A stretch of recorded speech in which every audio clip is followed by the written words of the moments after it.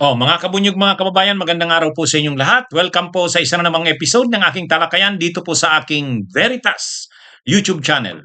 Kung hindi pa po kayo nakasubscribe dito, subscribe na po kayo. Meron din po tayong Veritas Facebook page. Kung hindi pa po kayo nakafollow, follow na po kayo. At lagi nyo na po aabangan, mga kabunyog. Regular po ang talakayan ko dito. Magaganda po ang topic natin dito. Hindi ko pa po ito nadidiscuss sa iba kong mga social media platforms. Araw-araw po, abangan ninyo ito. Mga kabunyog, usapan natin tong nangyari sa Senado, ano? Mula nang maging Pangulo ng Senado itong si Alan Peter Cayetano, kailang araw pa lang, ang gulo na. Ah? Ito na yung sinasabi natin. Ito na yung sinasabi natin. Ito na rin yung kaya nag-sponsor ng resolution yung limang senador sa pangunguna ni Senate Minority Floor Leader Tito Soto, Senador Ping Lacson, Senador Kiko Pangilinan, Bam Aquino, Senadora Risa Hontiveros, nag-sponsor sila ng resolution na voluntarily mag-surrender na sa autoridad si Bato. Huwag nang idamay ang Senado na magkakagulo. Kasi hanggat nandyan si Bato, ay magkakagulo yan. At ito namang si Cayetano bilang presidente ng Senado, yung kanyang ginawa na bigyan ng protective custody si Bato, wala namang legal basis yun. At magdadala yun ng kaguluhan sa Senado. O tingnan nyo ngayon. Tingnan nyo ngayon ang nangyari. Tingnan nyo ang nangyari ngayon. O syempre, poprotektahan nila si Bato. Ang problema, yung Korte Suprema, hindi grinant yung TRO, yung temporary restraining order ni Bato. Di siyempre, dahil walang temporary restraining order, posibleng arestuhin na si Bato. Ngayon, siyempre, mukhang planado na rin naman yan, malamang lang parang malamang planado na yan ang kampo nila Cayetano at Bato, yung nangyari kanina. Pinasok daw ng armadong kalalakihan ang Senado para arestuhin daw si Bato. Unang-una, paano makakapasok yung mga yun? Paano makakapasok? Unang-una, saan manggagaling yung mga armadong kalalakihan? Ang may kakayahan lang na pumasok sa gobyerno ay sa Senado, dalawa. Dalawa lang ang kayang pumasok sa Senado. Una, pwersa ng gobyerno. Pwersa ng gobyerno.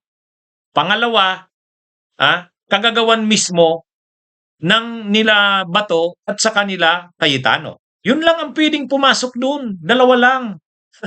Bakit? Kasi pag pwersa ng gobyerno, kaya mo bang kontrolin ang pwersa ng gobyerno? Napakamakapangyarihan ng gobyerno para hindi makapasok.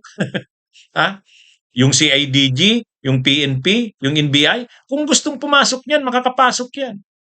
O yun ang may kakayahang pumasok. Pero sinabi na kasi ng NBI na wala silang taong pumasok sa Senado. Ang PNP rin hindi rin papasok doon kasi hindi naman interesado ang PNP na arestuhin si Bato. Kaya nga sinasabihan ni Trillanes, wala, hindi natin alam kung kakampi ba natin to si Junbic o hindi. Nagsalita na ngayon ang Pangulong Marcos, wala daw order. Hindi niya inorderan ng NBI, hindi inorderan ng PNP, ang CIDG. Kaya walang pumasok na mga hindi kagagawa ng tao ng gobyerno yon. So sino pa ngayon ang may kakayahan na pumasok doon? Ang ikalawa pang may kakayahan pumasok doon, tao nila Bato, tao nila Cayetano. Siyempre, bakit? Military yan si Bato, dati yan PNP chief, alam niya yan, kaya nilang gawin yan. At sino ang makakakontrol ng pagpasok? USAA. Yung USAA. O sino ang may kontrol sa USAA? Liderato ng Senado. Sino ang Senate President? O si Cayetano. Sino ang may kontrol ngayon ng mga galawan sa Senado? Siyempre, yung Senate leadership. Sino na ang Senate leadership ngayon? Yung mayorya. Itong grupo nila Cayetano, nila Marcoleta, nila Padilla, yan yun. O ngayon, may pumasok daw na armadong kalalakihan, nagkabarilan daw. Bakit hindi man lang nagkabarilan kung sino ba yung nagkabarilan na yun? Hindi nga malaman sino nagkabarilan. At may pumasok na armadong kalalakihan, hindi alam kung sino yun, nasaan na yun? Maraming katanungan. Ay nung unang-una yung pagpasok ni Bato, sinong may kagagawan?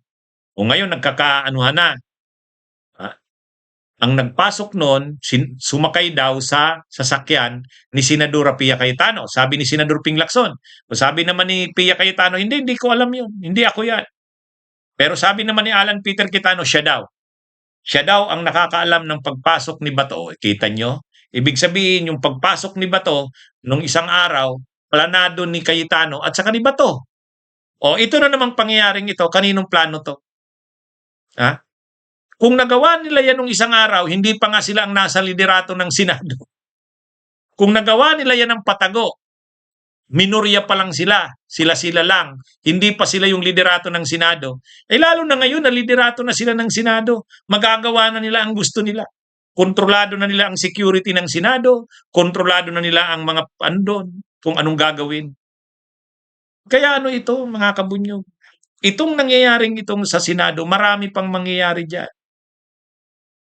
Kaya itong si Cayetano, dapat ito kasama sa imbestigahan ni Jun Vic Rimulya, 'di ba? Iimbestigahan daw ng PNP.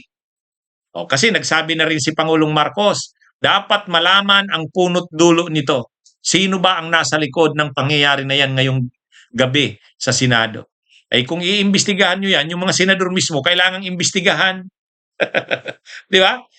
Isama niyong imbestigahan yung mga senador mismo, lalo na ang Senate President na si Cayetano. Ah, lumabas lang naman yung mga pangyayari na yan ngayong gabi dahil sa yung TRO, hindi igrinant ng Korte Suprema. O siyempre, isisecure nila si Bato de la Rosa. At anong dapat na pag-secure kay Bato? Dapat maglabas ang Korte Suprema ng TRO. Kailan maglalabas? Pwedeng bukas, pwedeng sa sunod na araw. Paano mo mapipressure ang Korte Suprema na maglabas ng TRO? Pag nakita ng Korte Suprema na mayroong kaguluhan, nagkakagulo na, maglalabas na siya ng TRO. Kaya nga nung nagkakagulo kanina, may kumakalat na sa social media, sabi ni Attorney Paulo Panelo, sa Korte Suprema, sana maglabas na kayo ng TRO, magulo na. Sabi ko, parang, parang ano yata ito, scripted. Di ba, mga kabunyog, mga kababayan? Ano ito? Kaya, kung kailangang mag-imbestiga, ano ba ang punot dulo? Ano talaga ang anong nangyari kanina? Dapat isama sila Cayetano. Yung mga senador mismo ng yung mayorya ngayon. Si Amy Marcos nga, may sinabi pa eh. May sinabi pa, sabi ni Amy Marcos, may nakausap daw siyang mga ahente ng NBI. Ang order daw sa kanila. Ang order daw sa kanila ay mag-arrest, anong sabi dito? Ito. Sabi ni Amy Marcos, sabi ng NBI agents, inutusan sila na arestuhin si Bato kahit pa may mamatay. Ayan si yan. Nag-post yan si Amy Marcos kanina. Ito, nanggagatong pa to. Ano ito, mga kabunyog, mga kababayan? Kaya, dapat imbestigahan talaga imbestigahan ng gobyerno yung nangyari na yon. Okay, may order naman na si Pangulong Marcos, sabi, malaman talaga dapat ang punot dulo, ano talagang nangyari. Tama lang, pero dapat isama yung mga liderato ng Senado mismo. Sila Amy Marcos, sila Rubin Padilla, yun? Nakakaduda yung mga pangyayari na yan. Sa totoo lang. Di ba, mga kabunyog, mga kababayan?